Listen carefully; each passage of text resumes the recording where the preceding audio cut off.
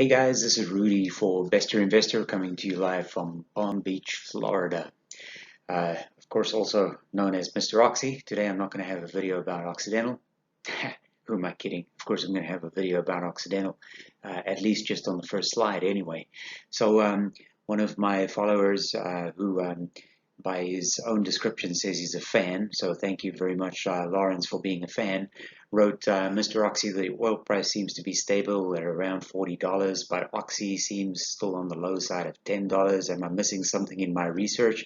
So I kind of responded, mostly tongue-in-cheek, and this is the purpose of this video, which I'm going to share with you in a minute. But I wrote back to Lawrence and I said, you know what, I don't offer any advice, just information. So of course, all the energy stocks are down, as we know. Some of them, like Oxy, more than others. I said poor results could make that even worse, like for instance in the case of Oxy up until Q2 of 2020. So I'm expecting a bit of a change there, but I am an eternal optimist. And then I added sort of tongue in the cheek, and maybe it's a very poor imitation of Mike Rowe, but I said, you know, fossil fuels are bad. Some people who use electricity to cook and charge their cell phones and light up their homes and use gasoline to drive their combustion engine motor cars think fossil fuels are bad, especially because Greta said so. Also added that between now and the future, maybe over the next couple of years, a couple of hundred years perhaps, Oxy will be doing okay, and over time Oxy will make some handsome profits. It will start rewarding its investors. Heck, they might even buy themselves a wind farm, because recycling scrap metal requires the use of a lot of fossil fuels, and you get to keep the land. Anyway, the point of this video is there's a huge disconnect between the devices that we use on a daily basis and the variety and the quantity of materials it takes to build them, including the use of fossil fuels. So I thought, why don't we take a quick dive in and see what these actually look like.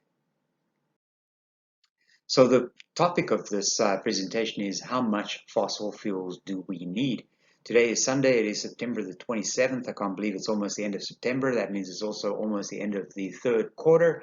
We've seen oil, WTI anyway, trade at around $40 for most of the quarter. We've seen Occidental move to pay Berkshire Hathaway's quarterly coupon in cash instead of in common stock, which is a good news story and provides Occidental longs with a little bit of confidence. We've seen Oxy sell off some land and some assets and all kinds of things in terms of shoring up their balance sheet. So the big question, though, is how much fossil fuels do we need? Up to that point, do we even need Occidental and Exxon and Chevron and Total and Royal Dutch Shell at all? The answer is, to live, we need fossil fuels a lot. So the average life expectancy without electricity today, by the way, in other words, not from the days gone by, and today we have approximately still 1.5 billion people on the planet without electricity. Their life expectancy is only 48 years. In the last 30 years, thanks to a tripling of electricity production in countries throughout the developing world, mostly using the evil coal, almost 2.5 billion people have added 6 years to their life expectancy. That is good news. Globally, hundreds of millions of people have gotten their first light bulb, refrigerators, etc. But more importantly, they got clean drinking water and a full stomach for the first time, and perhaps even a decent paying job, thanks to coal-based electricity. 30 years ago, the average household in the United States had 3 electronic devices. Today, it has 25. So times have changed, and changed quite significantly. I'm not too sure about this last statistic. I'm sure 30 years ago I had more than 3 electronic devices. Maybe it's per person. How much fossil fuel do we need to build Teslas?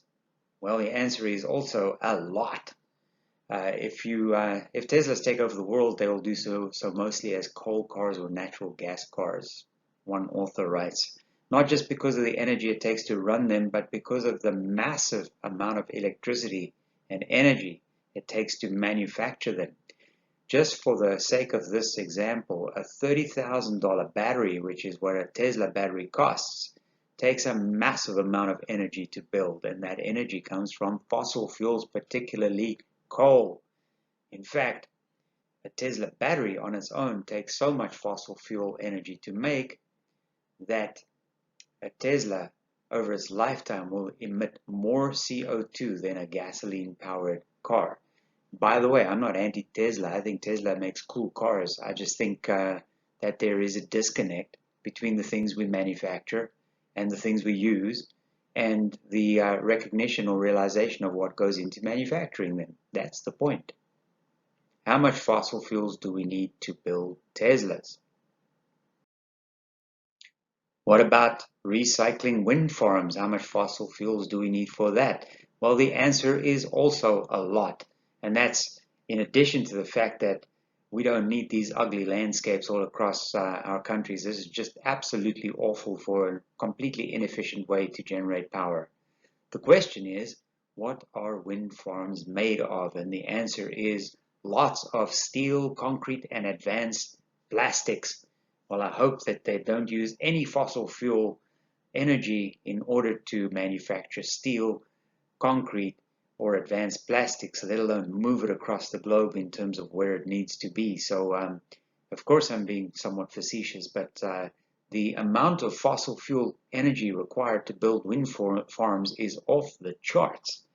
Then it says here, this is a study by the Environmental Protection Agency that I just picked up and scooped from. On average, 1 megawatt of wind capacity requires 103 tons of stainless steel, 402 tons of concrete, 6.8 tons of fiberglass, 3 tons of copper, and 20 tons of cast iron. And that, as I said, is in addition to moving it around and the construction and all that kind of stuff. But turbine blades are made from composite glass or carbon material, and they're not as valuable to recycle. In fact, some of them are very difficult to recycle, so the turbine owners usually turn to less green disposal methods when they get rid of them, and that includes disposing the decommissioned blades into landfill. How much fossil fuel do we need to make solar panels? Well, you might have picked up a theme by now. The answer is a lot. The amount of energy required to produce solar panels is intense.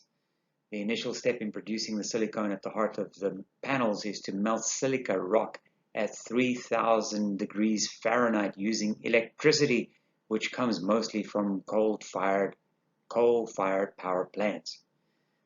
The PV industry, PV is photovoltaic, which is the fancy name for solar panels. Industry ran an energy deficit from 2000 to now. It's about 20 years, consuming 75% more energy than it produces up until just 5 years ago. I don't know what the latest stat is because I got this for 2015. But there is some good news here because the efficiency of solar cells using thin film technologies that rely on earth-abundant materials like copper, zinc, and tin and so on show potential for great improvements. I'm hoping that the copper, zinc, and tin required to make these new improved solar panels don't need to be mined by heavy earth-moving equipment and then moved by trains and ships and trucks and things like that that burn a whole lot of diesel and fossil fuels, because it's kind of like, wait a minute, that's the whole discussion we're having here. How much fossil fuel do you need to drive a car? Well, the answer is a lot, but this is more specific to our everyday consumption because we hear about this every single day. Our personal vehicles are a major cause of global warming, they say. Who is they? Well, pretty much everybody that is wearing the green energy armor. And if you question anything they tell you you're a climate science denier or science denier to make it even worse. However, we know collectively that trucks and cars amount for nearly 1/5 of all US emissions, says the EPA, emitting approximately 24 pounds of CO2 and other global warming gases for every 1 gallon of gas.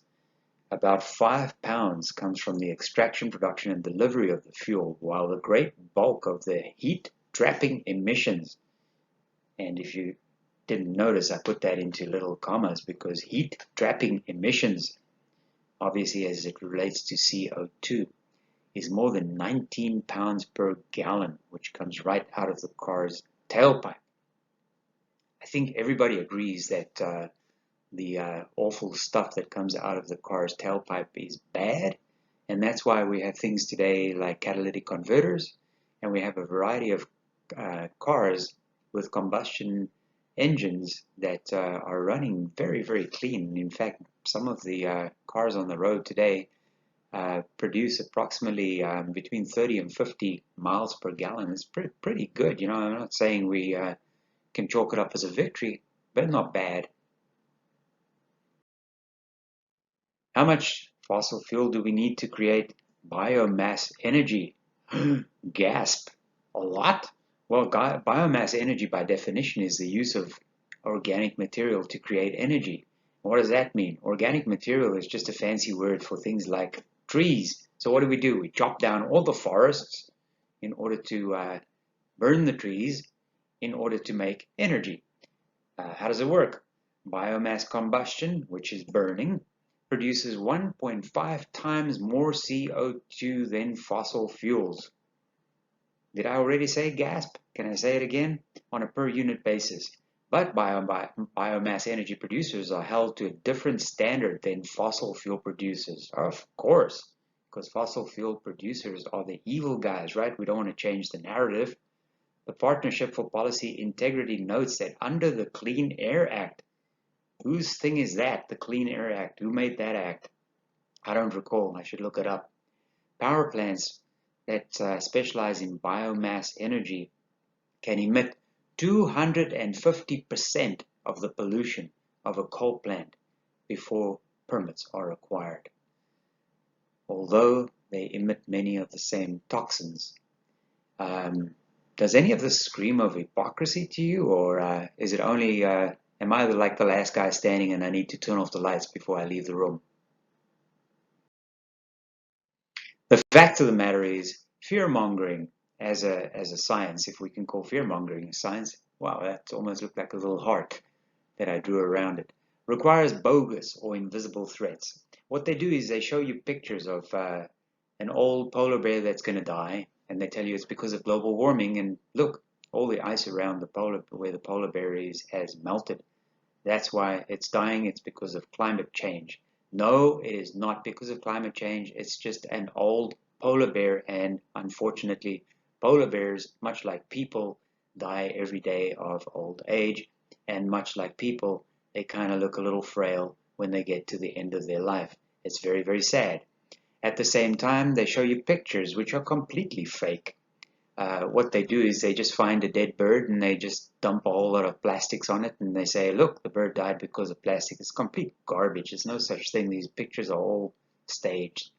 The fact of the matter is, fear-mongers require invisible threats. Fear-mongering based on what? We're all going to die. You're all going to be extinct soon.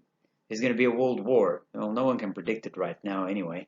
There's a coming ice age. You know what? I'm old enough to remember that in the late 70s, we were all going to die because there was going to be a coming ice age. But then we changed to global warming. But then global warming became like sort of like no longer a valid argument or debate to have. So we changed it to climate change because global warming didn't work because the earth was actually cooling, not warming.